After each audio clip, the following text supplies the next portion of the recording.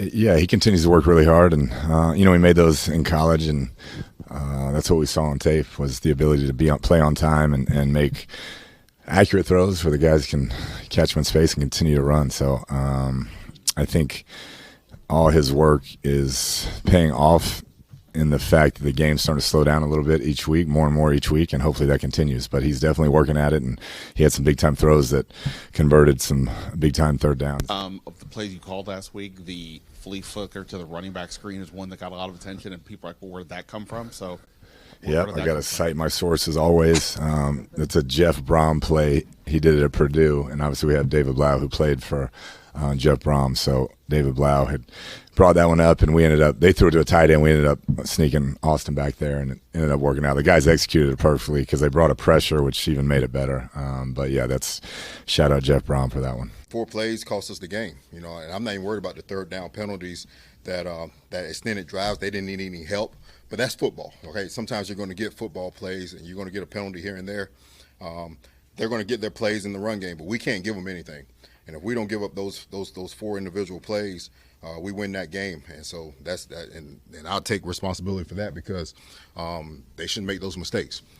Defenses that we know, and we didn't get it executed. So we're, like I said, we're working to make sure we minimize those mistakes moving forward. But we can't keep coming up here. I can't keep coming up here saying the same thing. Got to get it corrected. We have a good football team, and we have to do what we need to do. From an injury standpoint, we lost a lot of guys, and so, but like I like to say, injury is just like blocking, tackling, running. All right, it's part of NFL football. So we got to give these other guys opportunities.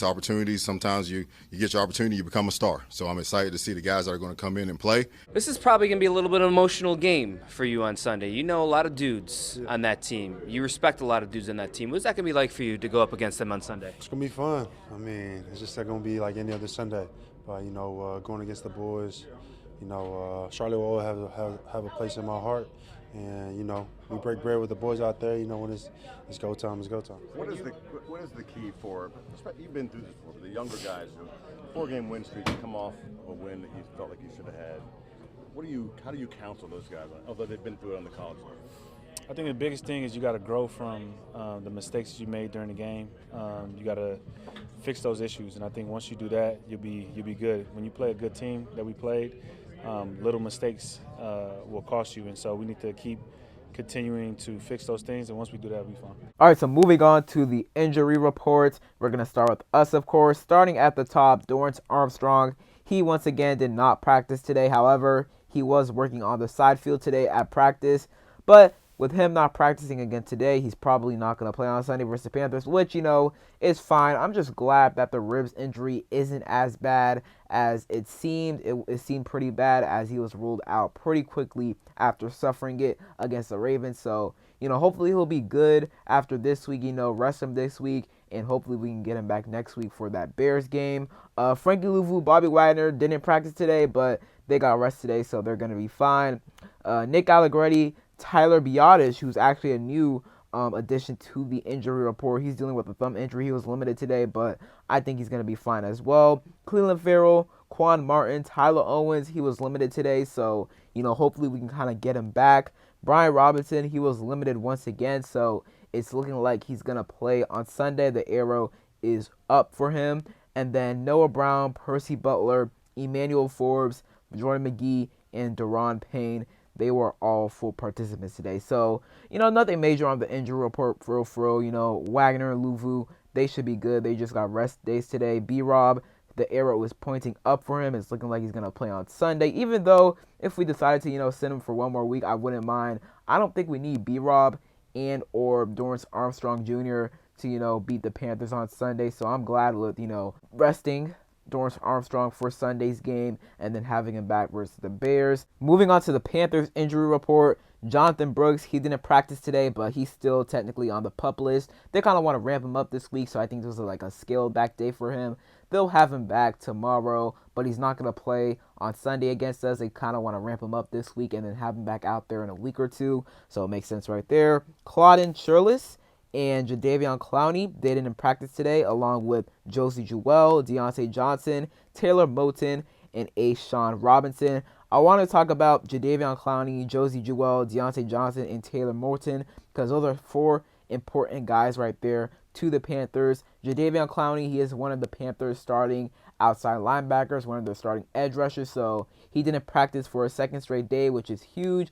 Jadeveon Clowney isn't the best player. He isn't the player he once was, but he's still a big contributor to the Panthers defense, which isn't great, but still a contributor. And, with him being out for today's practice and yesterday's practice, it's looking like he's probably not going to play on Sunday. Maybe he practices tomorrow, but we shall see. Deontay Johnson, that is a big one. Deontay Johnson, he has been underrated this season, in my opinion. He's been really good with Andy Dalton at quarterback. He's been a very, very solid receiver. That might be a guy, we look to trade for at the trade deadline.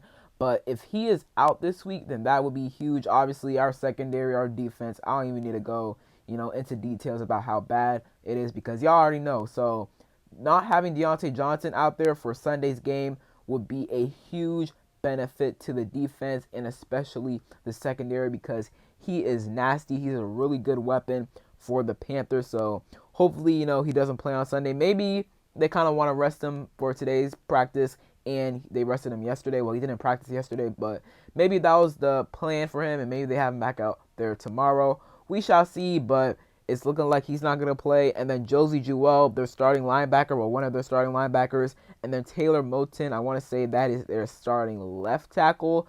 They did not practice again today, so it's looking like they probably won't be playing for Sunday's game. Taylor Moton, he's dealing with an elbow injury, which, it's an elbow injury. The severity of it could be pretty bad, but I'm not sure if that will really stop you from playing in Sunday's game. We shall see. Maybe it does, but he did not practice for a second straight day, so looking like he's probably not going to go for Sunday's game. So everybody else on the Panthers injury report: Marquise Haynes Sr., David Moore, LeBrian Ray, Nick Scott, Ian Thomas, Sam Franklin Jr., Dane Jackson, Josh Nijman, Andrew Rain, and Tommy Tremble. They should all be good to go as they were either limited today or full participants. So that is it for today's injury report.